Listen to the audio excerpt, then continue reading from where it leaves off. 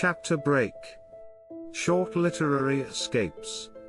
Classic audio pills for your commute, bedtime unwind, or a break anytime.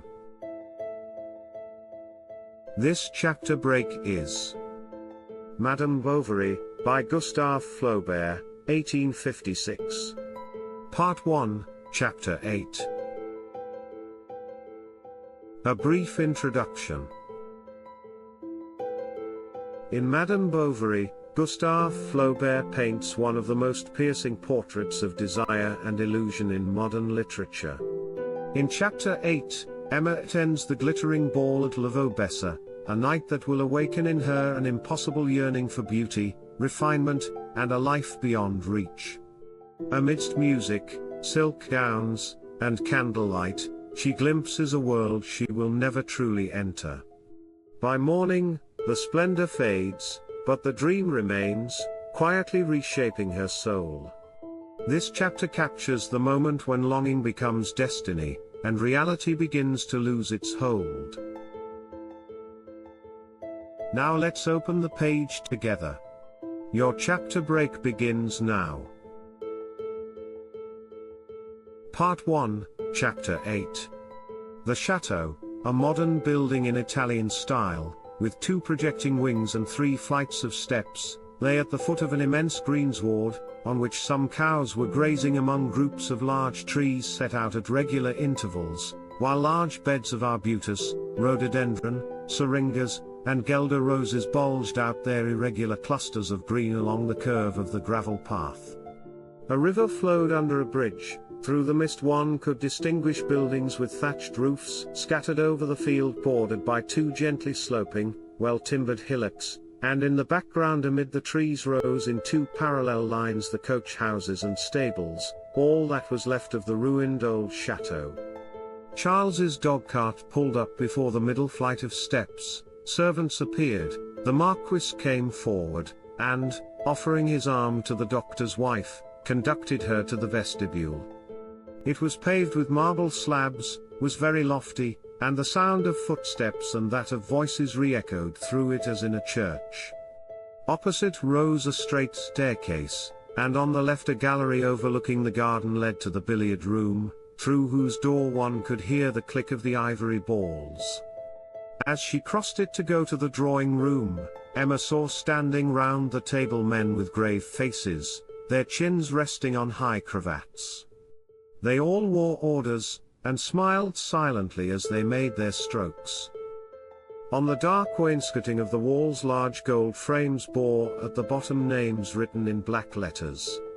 She read, Antoine d'Andervilliers, Count de la Vaubyessard and Baron de la Fresnaye, killed at the Battle of Coutras on the 20th of October, 1587. And on another, Antoine Henry Guy d'Andervilliers de la Vaubyessard, Admiral of France and Chevalier of the Order of St. Michael, wounded at the Battle of the Hougue Saint-Vaast on the 29th of May, 1692, died at Vaubyessard on the 23rd of January 1693. One could hardly make out those that followed, for the light of the lamps lowered over the green cloth threw a dim shadow round the room. Burnishing the horizontal pictures, it broke up against these indelicate lines where there were cracks in the varnish, and from all these great black squares framed in with gold stood out here and there some lighter portion of the painting, a pale brow, 2 eyes that looked at you, perukes flowing over and powdering red-coated shoulders, or the buckle of a garter above a well-rounded calf. The Marquis opened the drawing-room door. One of the ladies, the Marchioness herself, came to meet Emma. She made her sit down by her on an ottoman, and began talking to her as amicably as if she had known her a long time. She was a woman of about 40, with fine shoulders, a hook nose, a drawling voice, and on this evening she wore over her brown hair a simple guipure fichu that fell in a point at the back. A fair young woman sat in a high-backed chair in a corner, and gentlemen with flowers in their buttonholes were talking to ladies round the fire. At 7 dinner was served. The men, who were in the majority, sat down at the first table in the vestibule, the ladies at the second in the dining room with the Marquis and Marchioness. Emma, on entering, felt herself wrapped round by the warm air, a blending of the perfume of flowers and of the fine linen, of the fumes of the viands, and the odor of the truffles. The silver dish covers reflected the lighted wax candles in the candelabra, the cut crystal covered with light steam reflected from one to the other pale rays, bouquets were placed in a row the whole length of the table, and in the large bordered plates each napkin, arranged after the fashion of a bishop's mitre, held between its two gaping folds a small oval-shaped roll. The red claws of lobsters hung over the dishes, rich fruit in open baskets was piled up on moss, there were quails in their plumage, smoke was rising, and in silk stockings, knee breeches, white cravat, and frilled shirt, the steward, grave as a judge, offering ready carved dishes between the shoulders of the guests, with a touch of the spoon gave you the piece chosen. On the large stove of porcelain inlaid with copper baguettes the statue of a woman, draped to the chin, gazed motionless on the room full of life. Madame Bovary noticed that many ladies had not put their gloves in their glasses. But at the upper end of the table, alone amongst all these women, bent over his full plate, and his napkin tied round his neck like a child, an old man sat eating, letting drops of gravy drip from his mouth. His eyes were bloodshot, and he wore a little queue tied with black ribbon. He was the Marquis's father-in-law, the old Duc de la Verdière, once on a time favourite of the Count d'Artois, in the days of the Vaudreuil hunting parties at the Marquis de Conflans, and had been, it was said, the lover of Queen Marie Antoinette, between Monsieur de Coigny and Monsieur de Lauzun. He had lived a life of noisy debauch, full of duels, bets, elopements, he had squandered his fortune and frightened all his family. A servant behind his chair named aloud to him in his ear the dishes that he pointed to stammering, and constantly Emma's eyes turned involuntarily to this old man with hanging lips, as to something extraordinary. He had lived at court and slept in the bed of queens. Iced champagne was poured out. Emma shivered all over as she felt it cold in her mouth. She had never seen pomegranates nor tasted pineapples. The powdered sugar even seemed to her whiter and finer than elsewhere. The ladies afterwards went to their rooms to prepare for the ball. Emma made her toilet with the fastidious care of an actress on her debut. She did her hair according to the directions of the hairdresser, and put on the beige dress spread out upon the bed. Charles's trousers were tight across the belly. "My trouser straps will be rather awkward for dancing," he said. "Dancing?" repeated Emma. "Yes. Why, you must be mad. They would make fun of you. Keep your place. Besides, it is more becoming for a doctor," she added. Charles was silent. He walked up and down waiting for Emma to finish dressing. He saw her from behind in the glass between two lights. Her black eyes seemed blacker than ever. Her hair, undulating towards the ears, shone with a blue luster, a rose in her chignon trembled on its mobile stalk, with artificial dewdrops on the tip of the leaves. She wore a gown of pale saffron trimmed with 3 bouquets of pompon roses mixed with green. Charles came and kissed her on her shoulder. "Let me alone," she said, "you are tumbling me." One could hear the flourish of the violin and the notes of a horn. She went downstairs restraining herself from running. Dancing had begun. Guests were arriving. There was some crushing. She sat down on a form near the door. The quadrille over, the floor was occupied by groups of men standing up and talking and servants in livery bearing large trays. Along the line of seated women painted fans were fluttering, bouquets half hid smiling faces, and gold stoppered scent bottles were turned in partly closed hands, whose white gloves outlined the nails and tightened on the flesh at the wrists. Lace trimmings, diamond brooches, medallion bracelets trembled on bodices, gleamed on breasts, clinked on bare arms. The hair, well smoothed over the temples and knotted at the nape, bore crowns, or bunches, or sprays of myosotis, jasmine, pomegranate blossoms, ears of corn, and corn flowers. Calmly seated in their places, mothers with forbidding countenances were wearing red turbans. Emma's heart beat rather faster when, her partner holding her by the tips of the fingers, she took her place in a line with the dancers, and waited for the first note to start. But her emotion soon vanished, and, swaying to the rhythm of the orchestra, she glided forward with slight movements of the neck. A smile rose to her lips at certain delicate phrases of the violin, that sometimes played alone while the other instruments were silent. One could hear the clear clink of the louis d'or that were being thrown down upon the card tables in the next room. Then all struck again, the cornet piston uttered its sonorous note, feet marked time, skirts swelled and rustled, hands touched and parted, the same eyes falling before you met yours again. A few men, some 15 or so, of 25 to 40, scattered here and there among the dancers or talking at the doorways, distinguished themselves from the crowd by a certain air of breeding, whatever their differences in age, dress, or face. Their clothes, better made, seemed of finer cloth, and their hair, brought forward in curls towards the temples, glossy with more delicate pomades. They had the complexion of wealth, that clear complexion that is heightened by the pallor of porcelain, the shimmer of satin, the veneer of old furniture, and that an ordered regimen of exquisite nurture maintains at its best. Their necks moved easily in their low cravats, their long whiskers fell over their turned-down collars, they wiped their lips upon handkerchiefs with embroidered initials that gave forth a subtle perfume.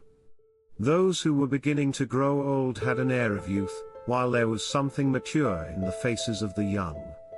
In their unconcerned looks was the calm of passions daily satiated, and through all their gentleness of manner pierced that peculiar brutality, the result of a command of half-easy things, in which force is exercised and vanity amused, the management of thoroughbred horses and the society of loose women. A few steps from Emma, a gentleman in a blue coat was talking of Italy with a pale young woman wearing a parure of pearls. They were praising the breadth of the columns of St. Peter's, Tivoli, Vesuvius, Castellamare, and Cassines, the roses of Genoa, the Colosseum by moonlight. With her other ear Emma was listening to a conversation full of words she did not understand. A circle gathered round a very young man who the week before had beaten Miss Arabella and Romulus, and won 2,000 louis jumping a ditch in England. One complained that his racehorses were growing fat, another of the printer's errors that had disfigured the name of his horse. The atmosphere of the ball was heavy, the lamps were growing dim. Guests were flocking to the billiard room. A servant got upon a chair and broke the window panes. At the crash of the glass Madame Bovary turned her head and saw in the garden the faces of peasants pressed against the window looking in at them. Then the memory of the Bertaux came back to her. She saw the farm again, the muddy pond, her father in a blouse under the apple trees, and she saw herself again as formerly, skimming with her finger the cream off the milk pans in the dairy. But in the refulgence of the present hour her past life, so distinct until then, faded away completely, and she almost doubted having lived it. She was there, beyond the ball was only shadow overspreading all the rest. She was just eating a maraschino ice that she held with her left hand in a silver gilt cup, her eyes half closed, and the spoon between her teeth. A lady near her dropped her fan. A gentleman was passing. "Would you be so good," said the lady, "as to pick up my fan that has fallen behind the sofa?" The gentleman bowed, and as he moved to stretch out his arm, Emma saw the hand of a young woman throw something white, folded in a triangle, into his hat. The gentleman, picking up the fan, offered it to the lady respectfully. She thanked him with an inclination of the head, and began smelling her bouquet. After supper, where were plenty of Spanish and Rhine wines, soups à la bisque and au lait de Mondes, puddings à la Trafalgar, and all sorts of cold meats with jellies that trembled in the dishes, the carriages one after the other began to drive off. Raising the corners of the muslin curtain, one could see the light of their lanterns glimmering through the darkness. The seats began to empty, some card players were still left, the musicians were cooling the tips of their fingers on their tongues. Charles was half asleep, his back propped against a door. At 3 o'clock the cotillion began. Emma did not know how to waltz. Everyone was waltzing, Mademoiselle Dandevillers herself and the Marquis, only the guests staying at the castle were still there, about a dozen persons. One of the waltzers, however, who was familiarly called Viscount, and whose low-cut waistcoat seemed moulded to his chest, came a second time to ask Madame Bovary to dance, assuring her that he would guide her, and that she would get through it very well.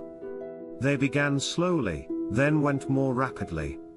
They turned, all around them was turning, the lamps, the furniture, the wainscoting, the floor, like a disc on a pivot.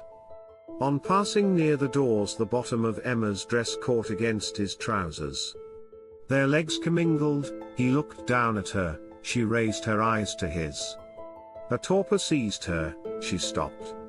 They started again, and with a more rapid movement, the Viscount, dragging her along, disappeared with her to the end of the gallery, where panting, she almost fell, and for a moment rested her head upon his breast. And then, still turning, but more slowly, he guided her back to her seat. She leaned back against the wall and covered her eyes with her hands. When she opened them again, in the middle of the drawing room 3 waltzers were kneeling before a lady sitting on a stool. She chose the Viscount, and the violin struck up once more.